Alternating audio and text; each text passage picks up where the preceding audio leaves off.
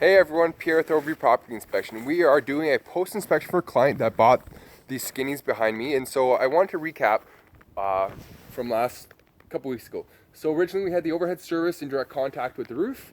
Of course, been nice enough to relocate that wire for us. Client, if you're watching this video, keep an eye on that wire. The overhead service is in direct contact with that tree. Just to recap, last video was about decks. Okay, the builder has installed new beams because the cantilever exceeded 24 inches, and then also the cantilever exceeded 16 inches on the beam ends. Okay, I think it was like 3 or 4 feet, somewhere in that area. Anyhow, we had the client forward us the compliance certificate. Okay, you can see compliance certificate. For those of you who are unfamiliar with the compliance certificate, essentially what happens is you have a survey come out and do a site plan, RPR. And then from there, that gets submitted to the city. The city will review that site plan and ensure that the structures have been permitted and that they meet the current bylaws and so forth. So subjected to the garage, the deck, the house, okay? Now, we've got the certificate saying that the city's inspected this structure on both, okay? So a few things. This beam the pier is leaning quite a bit. Now, probably not a concern today, but as the ground moves and shifts and freezes, you can expect that to be a problem. Now, this is the one I wanted to show you. As you can see, we know from the previous inspection that the beam can exceed 16 inches. Well, we're sitting at about 26, 27 inches on center.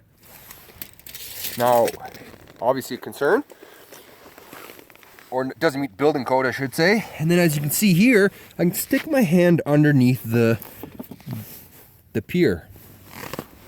Now, a few other things to mention as whenever you've got a 3-ply beam, it should be resting on a 6x6 to ensure that you have a continuous transfer of weight right down. Well, as you can see here, half of it is missing underneath this joist. Well, if we've got compliance certificate from the city saying that this deck's been inspected, how can we have this many concerns? Well, let me tell you. If your walking surface for the deck from here to grade is less than 24 inches, it's not subject to city inspection.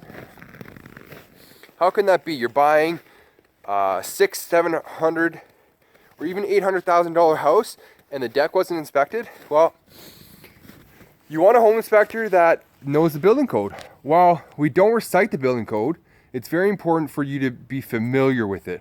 And so if you hire someone that has been in the retail industry for years and then all of a sudden become a home inspector, how can you expect them to have this experience?